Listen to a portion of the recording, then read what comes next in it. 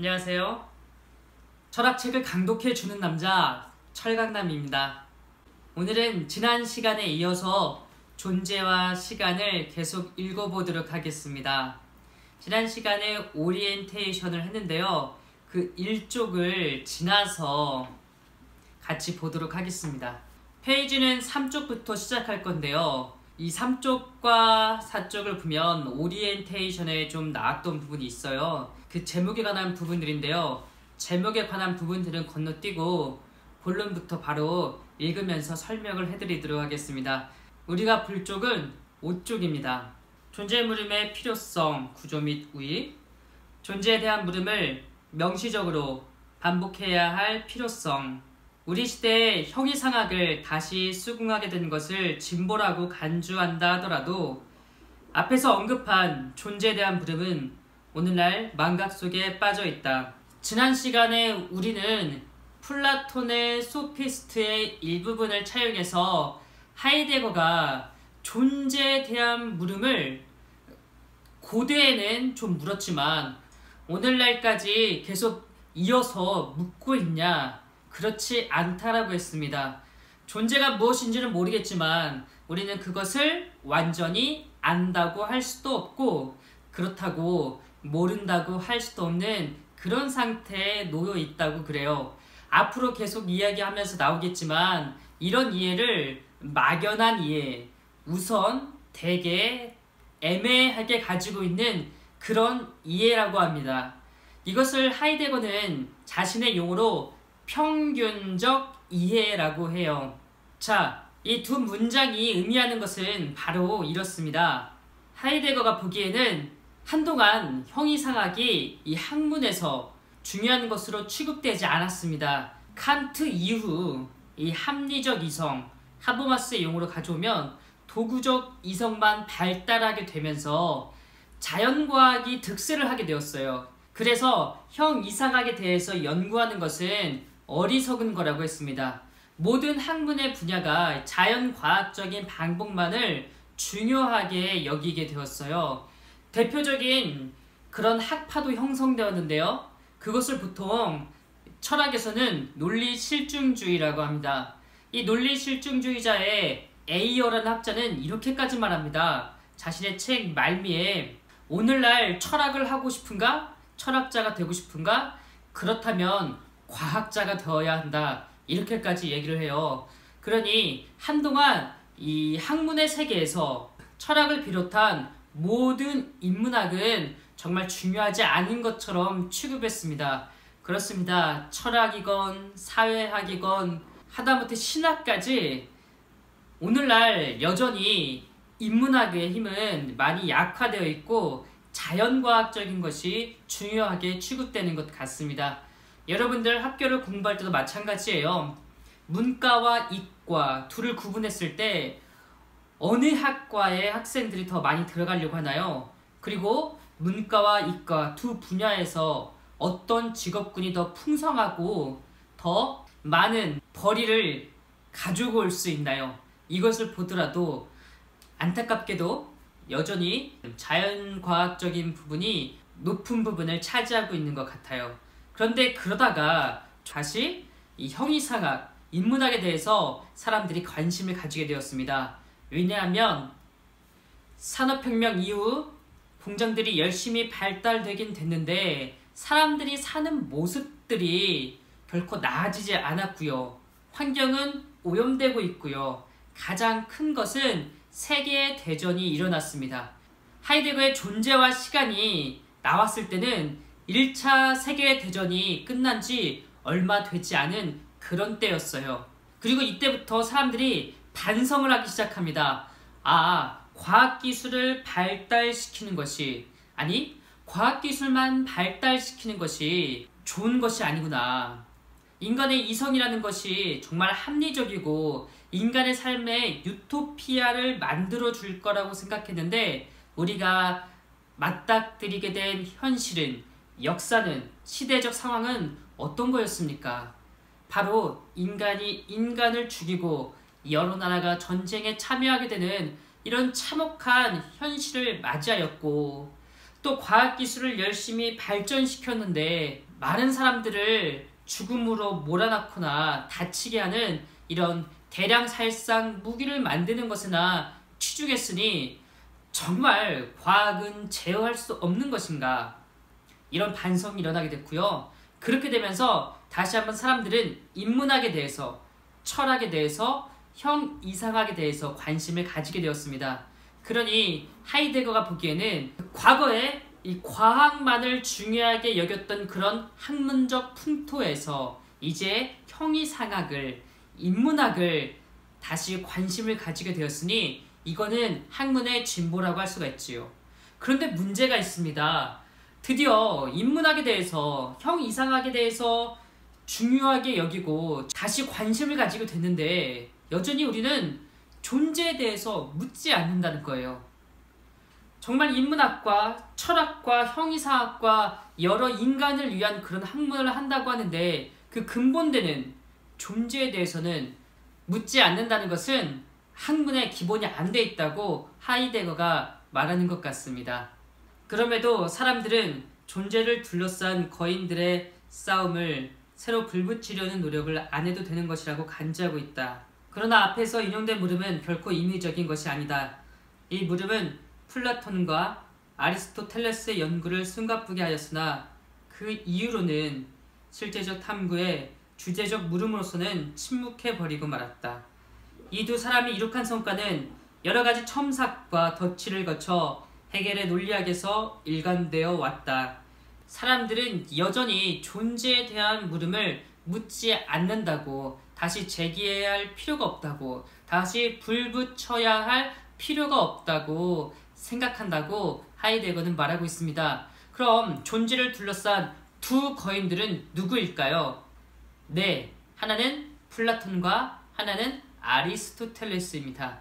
플라톤과 아리스토텔레스는 존재에 대해서 각각 자신의 학문적인 방향과 관심에 의해서 열심히 싸우고 토론을 벌였나 봐요. 그런데 이 둘 이후로는 더 이상 존재에 대해서 말하지 않는다고 하이데거는 말하고 있습니다. 플라톤과 아리스토텔레스를 뛰어넘을 만한 논쟁은 일어나지 않았고 잠깐씩 조금 덧붙이거나 조금 가감하거나 하면서 논의가 진행되어 왔지만 이것이 다시 주제적으로 정말 우리가 관심을 가지고 연구한 것은 헤겔의 논리학에서 잠깐 나왔다고 하이데거가 말하고 있습니다. 계속 읽어보겠습니다. 그리하여 일찍이는 사유의 최고의 긴장 속에서 비록 단편적이고 초보적일 만정 현상들로부터 쟁취되었던 것이 오랫동안 진부한 것으로 되고 말았다. 이렇게 플라톤과 아리스토텔레스가 정말 긴장을 가지고 열심히 토론했던 이 존재에 대한 물음이 시간이 흐르면서 그냥 단편적이고 더 이상 발전되지 않은 여전히 초보적인 단계에 머물렀다고 하이데거는 말하고 있고요. 그것이 이제는 진부한 것이 되어 더 이상 사람들이 존재에 대해서 묻지 않는 이런 현상이 되었다고 말하고 있습니다. 이제 페이지 6쪽입니다. 그뿐 아니다. 존재 해석을 위한 그리스적 단초들의 집안 위에서 하나의 독단, 즉 존재의 의미에 대한 물음은 부질없는 것이라고 선언할 뿐 아니라 더욱이 이 물음은 등한히 해도 좋다고 시인하는 독단이 형성되었다. 안타깝게도 이게 다가 아니고요. 이 플라톤과 아리스토텔레스 그리고 그 이후로 어떤 독단이, 그러니까 하이데거가 보기에는 말도 되지 않는 어리석은 그런 선입견이 사람들 사이에서, 학자들 사이에서, 학문들 사이에서 생겼다고 말하고 있습니다. 그것은 무엇이냐? 바로 존재에 대한 물음을 다시 묻는 것은 부질없는 짓이다. 더 이상 해봤자 의미 없고 별로 가치 있는 일이 아니다. 이런 선입견이 생겼다고 말을 하고 있어요. 사람들은 존재는 가장 보편적이고 가장 공허한 개념이라고 말한다. 그런 존재 개념은 어떤 정의의 시도도 거부한다. 가장 보편적이고 따라서 정의할 수 없는 개념은 또한 정의를 필요로 하지 않는다. 사람들은 누구나 그 개념을 늘 사용하고 있으며 그때마다 그 개념이 뜻하는 바가 무엇인지도 이미 이해하고 있다. 사람들 사이에서 어리석게 생긴 이 독단, 잘못된 선입견에 대한 내용은 무엇인가요? 읽어보니까요. 먼저 존재는 보편적이고 공허한 개념이라고 말하고 있어요. 우선 보편적이라는 말은 뭡니까? 나도 알고 너도 알고 누구나 다 안다는 그런 내용이에요. 그렇기 때문에 공허한 개념이라고 말합니다. 이미 다 알고 있는데 굳이 그것을 왜 또 말을 하는가? 말해봤자 무엇합니까? 더 이상 정의될 것이, 더 새로운 것이 없다는 얘기예요. 말해봤자 입만 아프고 생각해봤자 공허하기만 하다고, 정말 쓸데없다고, 무가치하다고 하는 그런 선입견들이 생겼다고 말하고 있습니다. 자, 또한 이렇게 존재의 개념이 보편적이기 때문에 그것을 정의할 수가 없어요. 정의할 수가 없어요. 우리가 어떤 걸 정의한다고 할 때는 동일성과 차이성을 가지고 설명을 해야 됩니다. 꼭 동일한 것과 차이가 나는 것, 그것을 해야 정의를 할 수가 있어요. 예를 들어 볼게요. 제 자신을 소개한다고, 알린다고 해봅시다. 저는 한국에 사는 남자입니다. 이렇게 소개를 할 거예요. 무슨 말이냐면요. 우선 사람이라고 하는 것은 동일해요. 사람이라고 하는 동일한 그런 기준 하에서 저는 한국이라는 특수한 지역에서 거주를 하고 있고 여자가 아닌 남자라는 성을 가지고 있다고 말을 할 겁니다. 이렇게 사람이라는 동일한 것과 한국인, 남자 이렇게 차이나는 것을 제가 밝혀야 저를 증명하고 정의할 수 있는 거예요. 물론 더 구체적으로 정의하자고 하면 더 차이나는 것들을 밝히겠죠. 그런데 문제는 존재입니다. 누구나 다 알고 있고 모든 존재자들에게 적용되는데 어떻게 이것의 차이를 우리가 말할 수 있겠습니까? 그러니 동일한 것과 차이라는 것 두 개를 가지고 우리가 정의를 해야 되는데 동일한 것만 가지고 있으니 어떻게 되겠습니까? 전혀 정의가 불가능하겠죠? 그렇기 때문에 하이데거는 가장 보편적인 것은 정의를 할 수 없다, 규정할 수 없다는 이런 선입견이 학자들 사이에서, 학문들 사이에서, 사람들 사이에서 발생했다고 이야기를 하고 있어요.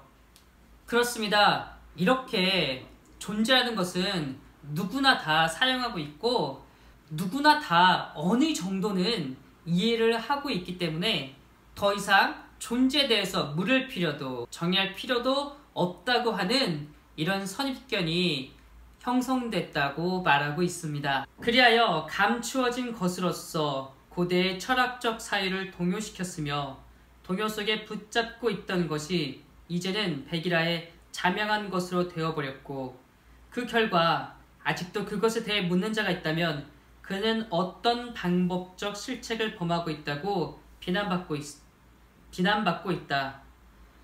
그렇습니다. 이렇게 사람들 사이에서 존재는 보편적이고 공허한 개념이기에 어떤 정의도 할 수 없다는 이런 선입견들과 이런 편견들 때문에 하이데거는 이 존재에 대해서 묻는 것에 대해 사람들은 비난하고 어리석은 거라고 생각한다고 말하고 있습니다. 그런데 이 존재의 물음이 과거 플라톤과 아리스토텔레스에서 그리고 고대 그리스의 그 사유에서는 많은 사람들을 동요시켰는데요. 이젠 더 이상 동요시키지 않는다고 말하고 있네요. 계속 읽어보도록 하겠습니다. 이 탐구의 시작 단계에서 존재에 대한 물음이 불필요함을 끊임없이 새로 심어주고 부추기는 선입견들을 상론할 수는 없다. 이 선입견들의 뿌리는 고대 존재론 자체 속에 있다. 자, 하이데거가 왜 이렇게 존재에 대한 물음이 사람들에게 불필요한 것으로 취급되었는지 이것을 다 논할 수는 없다고 이야기합니다. 역사가 긴 만큼 더 이상 논할 필요가 없다는 것도 많이 쌓였겠죠. 그 대신 그 기원을 밝혀서 몇 가지 이유만 들 건데요. 생각해보니까, 따져보니까 더 이상 존재에 대해서 정의하지 않아도 된다는 이런 선입견은 고대 그리스 철학에 이미 담겨져 있다고 이야기하네요. 고대 존재론은 존재론적 기본 개념들이 자라난 집안을 고려하고 특히 범주 제시의 적합성과 그 완벽성에 관련해서 미리 밝혀지고 대답된 존재에 대한 물음을 실마리로 해서 충분히 다시 해석되어야만 한다. 존재에 대한 물음을 불필요하게 만든 이 원인이 고대 존재론에 있기 때문에 우리는 고대 존재론에서 도대체 존재를 어떻게 물었는지 한번 다시 살펴봐야 되겠다고 하이데거는 말하고 있습니다. 그러므로 우리는 존재의 의미에 대한 물음을 반복해야 할 필요성이 분명해지는 범위 안에서만 위에서 말한 선입견들을 논의하고자 한다. 그 선입견에는 다음에 3가지가 있다. 네, 그렇습니다. 고대 존재론에서 이 존재론적 기본 개념들이 자라났지만 잘못 물어서 사람들에게 선입견, 잘못된 선입견을 주게 된 것을 그 배경을 찾아서 원인을 밝히고 오늘날 새롭게 물어야 된다고 하이데거가 이야기하고 있는데요. 고대 존재론을 보니 이 존재론에 대해서 물을 때 가지고 있던 선입견이 3가지가 된다고 말하고 있습니다. 그 3가지가 무엇인지에 대해서는 제가 다음 시간 여러분과 함께 계속 읽으면서 설명해 드리도록 하겠습니다. 여러분, 아무리 어렵고 힘든 철학책이어도 저와 함께라면 조금씩 쉬워지고 너무 재미있어지니까요. 끝까지 포기하지 마시고 힘을 내시고 같이 함께 계속 읽어 나가길 바라겠습니다. 오늘은 여기까지 하겠습니다. 감사합니다. 수고하셨습니다.